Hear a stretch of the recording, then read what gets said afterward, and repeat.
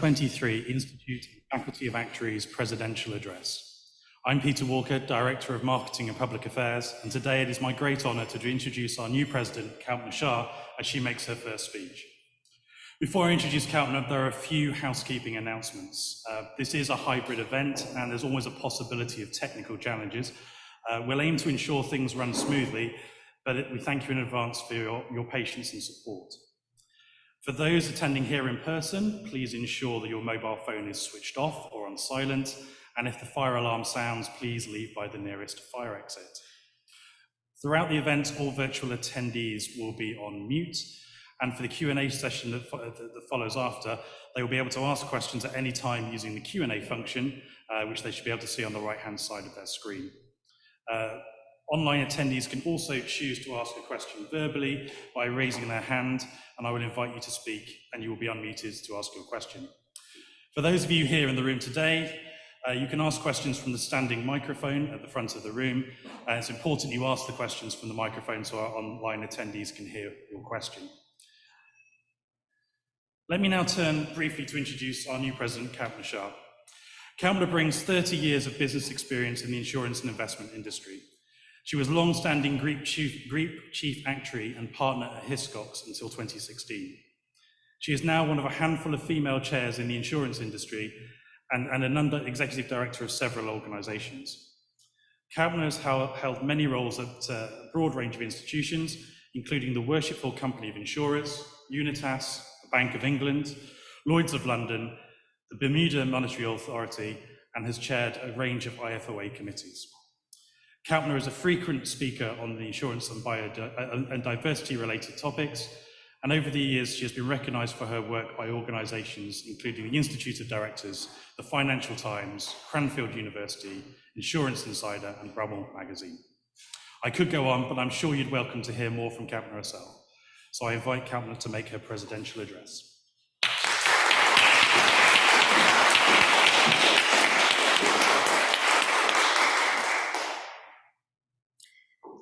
Dear members, employers, regulators, and distinguished guests, it is an honour to stand before you today as the newly elected President of the Institute and Faculty of Actuaries. As I take on this role, I am humbled by the trust and confidence that our Council has placed in me to lead this esteemed organisation. I would like to express my gratitude to my predecessor, Matt Saker, and to the Council, volunteers and staff for their tireless efforts in advancing the mission of the IFoA. Today is also the first in-person presidential address since the COVID-19 pandemic began, and also the first hybrid presidential address.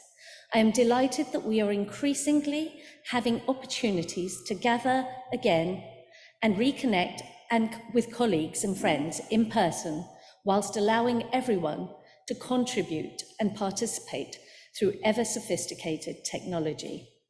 I would like to express my gratitude to the departing council members and welcome our new ones. This year has perhaps seen the most public election in the IFoA's history, and it is now time for council to come together in a manner that showcases the IFoA and demonstrates our commitment to having an honest and ethical culture that is true to our values. This is a day on which we look at the year ahead with a sense of purpose and an acknowledgement that it will be a challenging one as we modernise the member experience and engage in a broader ideological discussion on the role of council. Today, I will be talking about my personal journey and why we need to future-proof the IFoA, improving the member experience with a cultural transformation that makes it an organisation that is easy to do business with, valued by its members, and influential on matters of public interest. Actuaries have a common set of skills and knowledge. However, we have different perspectives regarding our own vision of the IFoA. Council is the voice of the profession as chosen by our members, and it is important for us to reconcile these conflicting perspectives.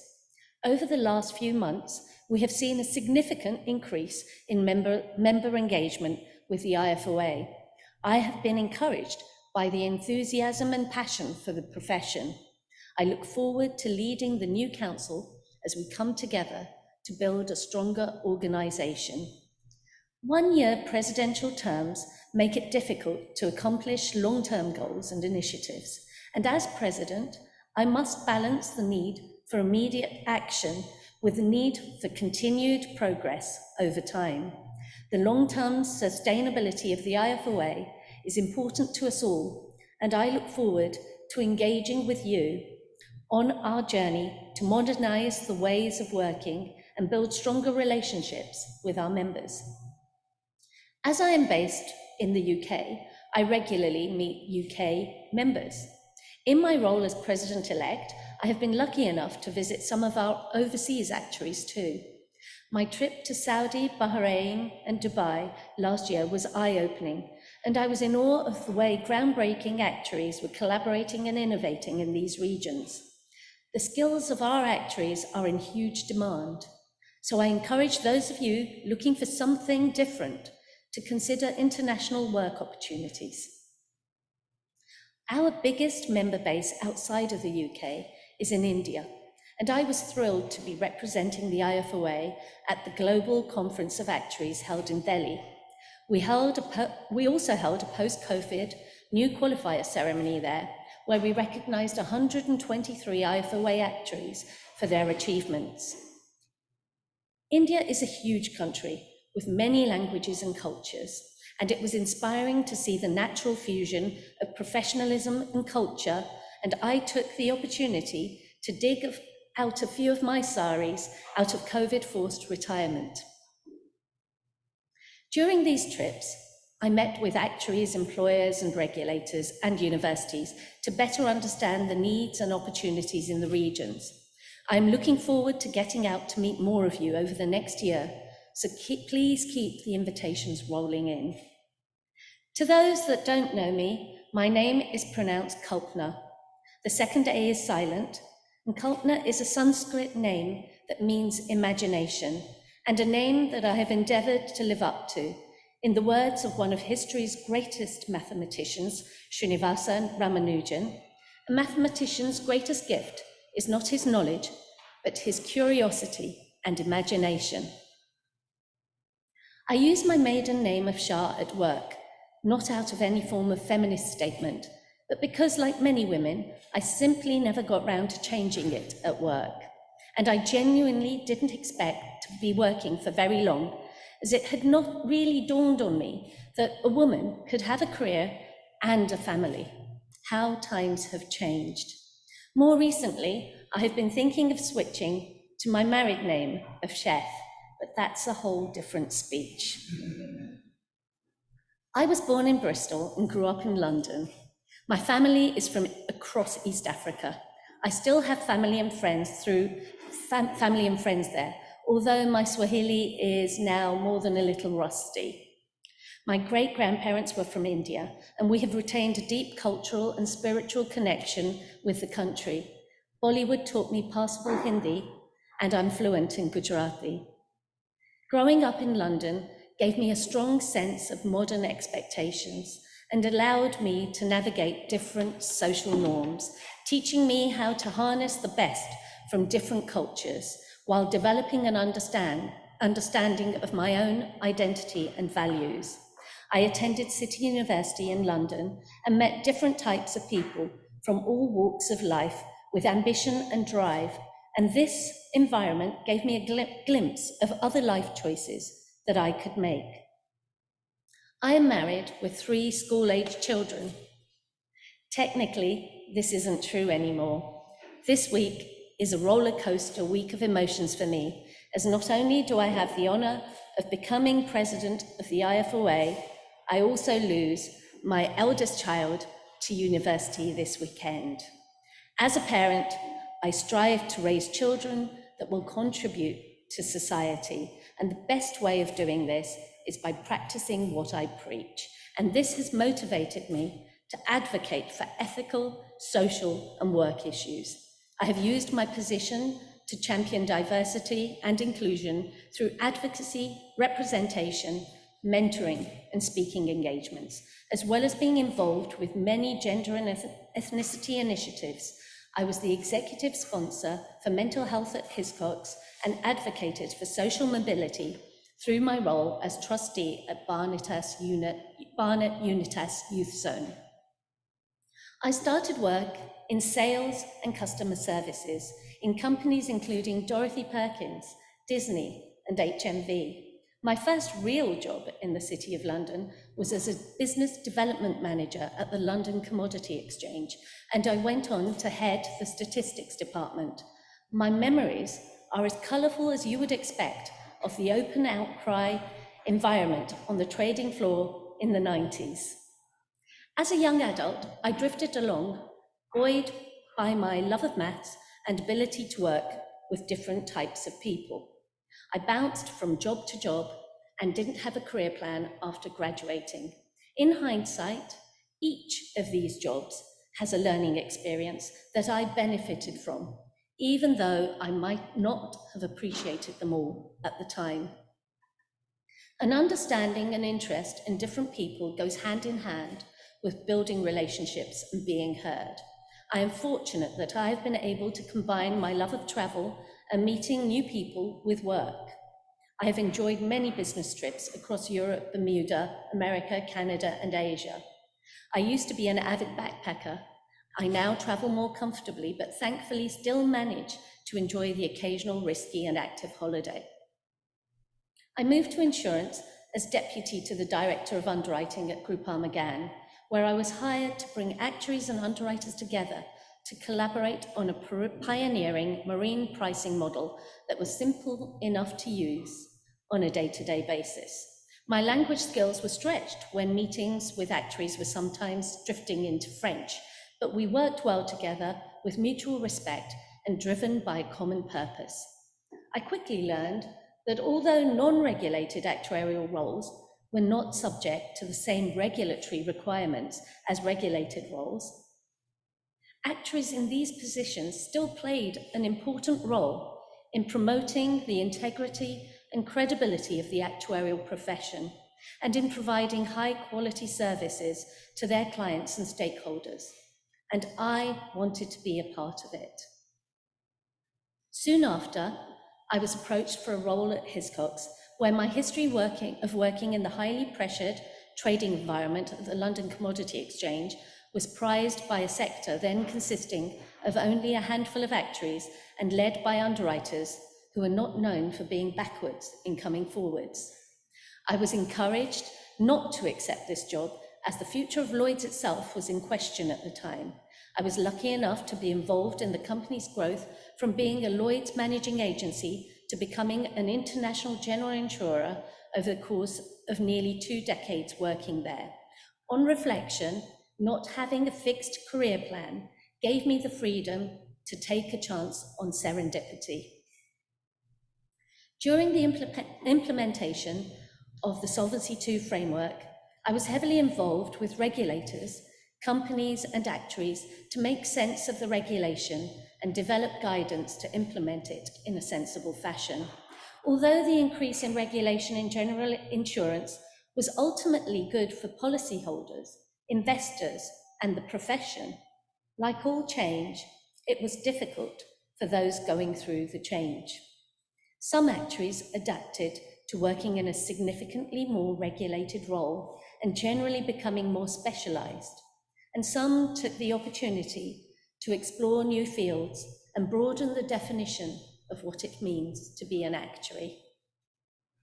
As chief actuary, working in the London market, I was required to provide new actuarial function opinions long before any guidance had been produced to help demystify the vague new rules of Solvency II.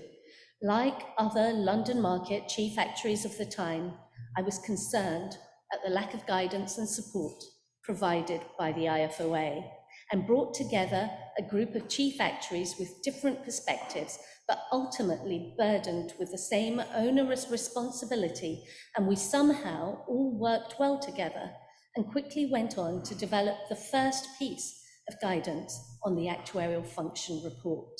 From my experience, actuaries are good at rising to a challenge to solve problems, and when called upon, they can usually find a way of working collegiately for the greater good. I had never imagined that it was possible or even desirable to have a family as well as a career, and it wasn't easy, but it has been a journey of self-discovery. Over the years, my role became increasingly about providing oversight, advice, and judgment. 8 years ago, I actively thought about what I wanted from work for the first time and began transitioning from chief actuary to portfolio non-executive director. It seemed like the natural next step to improve work-life balance and allow me to spread my wings. I have been a non-executive director since 2016, with chair responsibilities for committees on both general and life insurance companies. I also sit on the capacity transfer panel at Lloyd's of London. Throughout my career, I have always enjoyed engaging the broader community to effect change. This has included supporting non-executive directors as committee member of both the IFoA's NED-MIG and the Worshipful Company of Insurers, and as part of advisory committees for the London Market Association, Bermuda Monetary Authority, and the Bank of England. This year, I was hugely honoured to be invited to become a member of court for the Worshipful Company of Actuaries. In the early stages of COVID, I was privileged to be asked to lead a team of volunteer actuaries working remotely to build forecasting capability to help the NHS with planning and resource deployment. The selfless, hard-working team of talented actuaries that had volunteered their time made me proud to be an actuary. And I was amazed at how many more had volunteered and were just waiting for an opportunity to be called upon to help. The breadth of skills our actuaries have, combined with a deep social conscience, gives us so much to offer the wider community beyond our traditional areas that I am positive we have a bright future in this fast-changing AI world if we can effectively communicate our brand to attract the best new talent by showcasing the broad spectrum of areas our actuaries are now working in to prospective employers. My parents, teachers, and society envisaged me following a traditional path of becoming a housewife. Paradoxically, my mother was a strong advocate for women being leaders in the community, and my father, himself a doctor by profession, encouraged the pursuit of knowledge for self-improvement, greater understanding, and of course for fun as well. Ironically, it was my husband that pushed me to examine and explore what I wanted to achieve at work, although neither of us imagined this journey would lead me to stand here before you today. As you can see, I have had a rather unconventional career journey and think it is important that we recognise that there are many people who would enjoy being an actuary with the right encouragement and opportunity. The future of our organisation lies in continuing to attract talented individuals, and this is best done by telling our story in a way that exemplifies our strengths. Working in investments, general insurance, the Lloyd's market, now as a portfolio non-exec director, I have often felt on the fringe and asked a lot of difficult questions which focused around the IFoA not only being one that people are proud to join, but one that they don't want to leave. I was persuaded to stand for election to council, to represent those with my perspective, and perhaps help council be more representative of its membership in terms of gender and ethnicity too. Council has moved on considerably in terms of representation since then, and it should be no surprise that this has come with a rich variety of views. We need to adapt to make the most of these insightful contributions.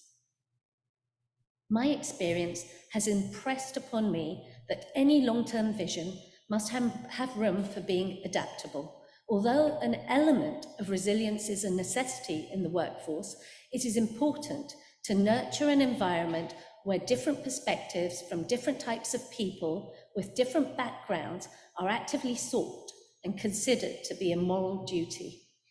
Our current governance structure makes it difficult to effect change, and this has led me to work on various committees to progress ideas. During my time on council, I have served 2.5 years on the IFoA's Audit and Risk Committee and was appointed to the Management Board in 2021. My work on these committees have been invaluable in giving me insights on our strengths and weaknesses as an organisation.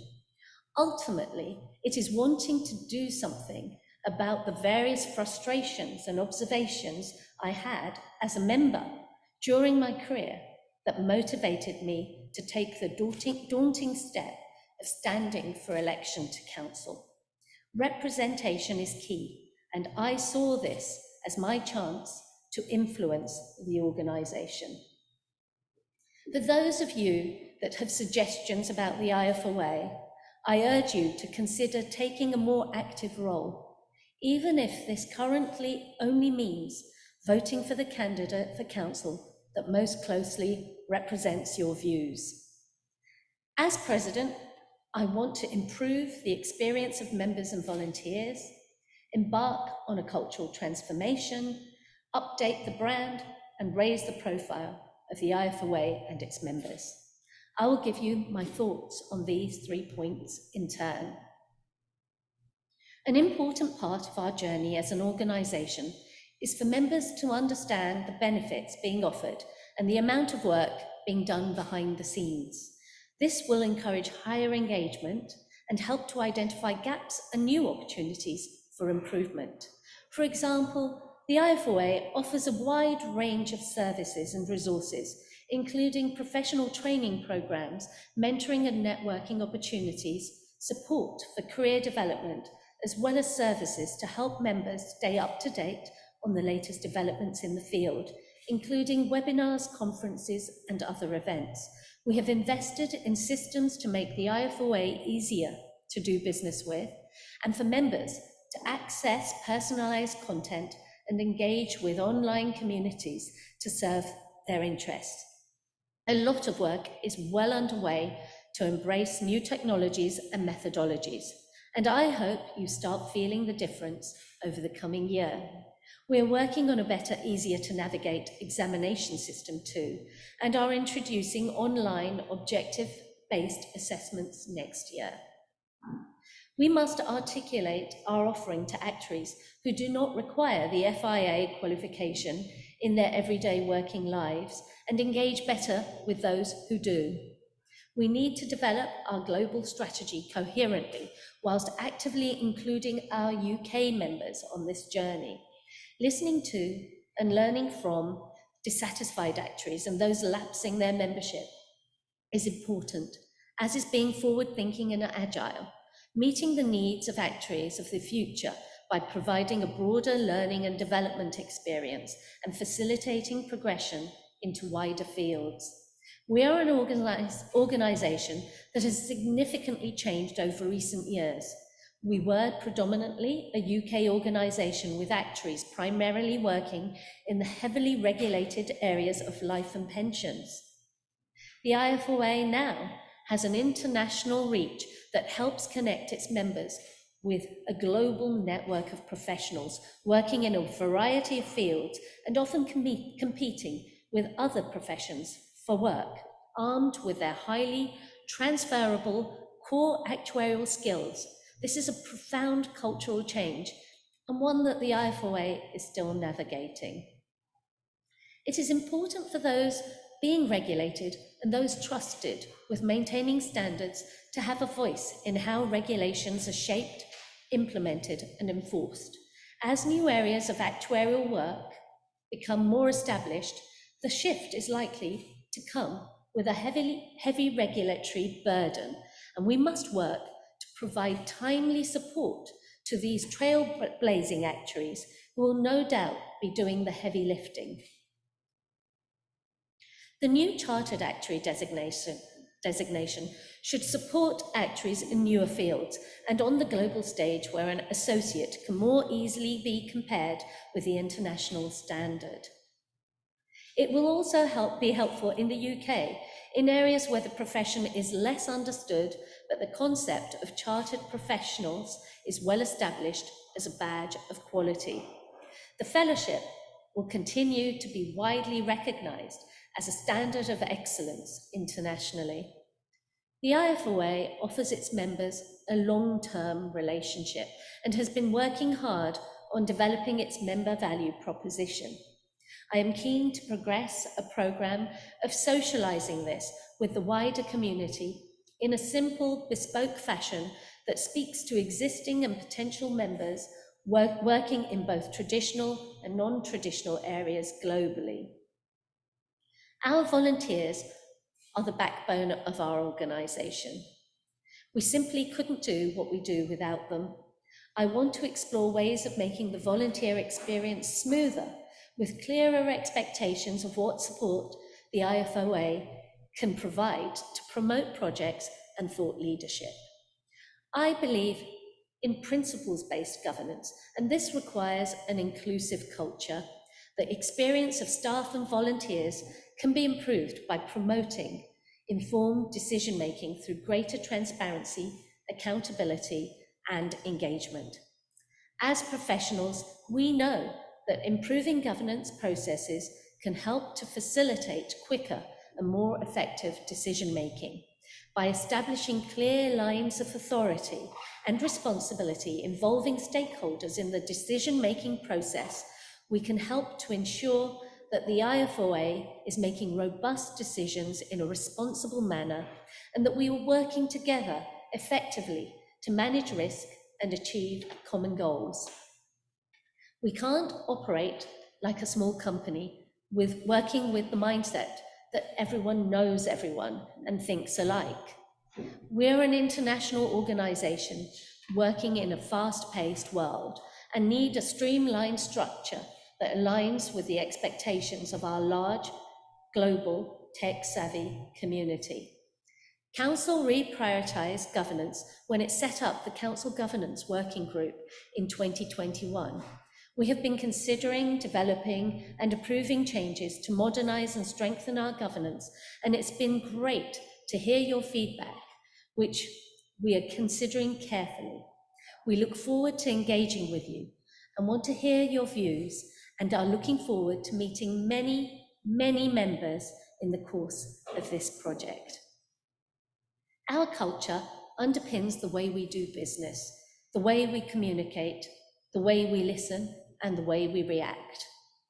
I believe that governance reform is much needed. However, it needs to be carried out alongside a cultural transformation. The goal of a culture transformation is to preserve those aspects which made us strong, and at the same time, to alter habits that may be hampering strategic change. This will involve a change in behaviours, processes, procedures, and even a mindset change. Change is difficult, but not changing is even worse, and changing culture takes time. I want actuaries and the IFoA to be more influential in a symbiotic relationship. If the IFoA can be seen as an organisation that has a voice, that is respected and can inform on public issues, then our members benefit as well. And when you are out there doing great things, the IFoA gets some kudos too. The IFoA has a rich heritage and was the first to serve as the voice of the actuary, and this year we celebrate our 175th anniversary. First formed in the UK, it has grown to become a truly global professional body with more of our membership now based outside the UK. Our history and reputation have afforded us influence in insurance, government policy, pensions and healthcare. Over the years, actuaries have built a strong reputation and are often perceived as highly analytical and detail-oriented professionals who work in the insurance and financial services industry. As actuaries expand into broader business issues, such as in the C-suite, banking, and social responsibility, we need to set aside the image of a stereotypical actuary. There is no such thing. Actuaries across the globe were involved in inspirational work through the COVID pandemic, and this has exemplified to us the potential we have to influence society for the greater good by reframing how actuaries are perceived. Overall, actuaries have evolved to meet the changing needs of the business world and to address new challenges and opportunities. However, the wider perception of what actuaries do and what actuaries are has been slower to change, and there are common misconceptions about actuaries. A quick internet search on actuary stereotypes will leave you with no doubt that we need to change some of the rather unfair stereotypes. Not only can they be limiting us as we explore new roles and new fields, but they don't do much for our street cred either. One way to change the perception of actuaries is to promote greater awareness and understanding of the profession, both within and outside the profession. This can be done through targeted outreach efforts, such as speaking engagements, media interviews, and social media campaigns, as well as through education and training programs. Another way is to highlight the diverse range of skills and expertise that we bring to the table. This includes not only our technical skills in areas such as risk management, data analytics, and financial modeling, but also our ability to work collaboratively in multidisciplinary teams and to communicate effectively with a wide range of stakeholders, including clients, regulators, and other professionals. It is important to promote greater diversity and inclusion within the IFoA itself to ensure that the full range of perspectives and experiences are not only represented, but also welcomed. Perceptions can be changed by emulating the behaviours we want to be known for through respectful dialogue and engaging in honest, thoughtful conversation with the goal of understanding one another. This will make the profession more inviting to a wider cross-section of society. Increased regulation has become a fact of life, and we must work closely with regulatory bodies and other stakeholders, both in the UK and in other countries around the world, to ensure that the interests of our members are represented and that the profession remains relevant and responsive to the changing needs of the business world. The IFoA needs to expand its sphere of influence to maintain its relevance by becoming easier to do business with and open to new ways of thinking. A brand with a clear purpose and one that is integrated with all aspects of our work will help attract and retain members. It is easier when there is a good story and everybody knows your name. In summary, I commit to doing my best in serving you all, and I look forward to working with you in ensuring that this year is a success. We can do this by improving the member experience and promoting a more accurate and nuanced understanding of the profession that represents the breadth and diversity of the modern actuary, and by refreshing our ways of engaging with listening to each other through a cultural transformation. And finally, I would like to encourage courage. The courage to go out of your comfort zone, to have a voice and express your opinion, the courage to listen, and the courage to make yourself heard.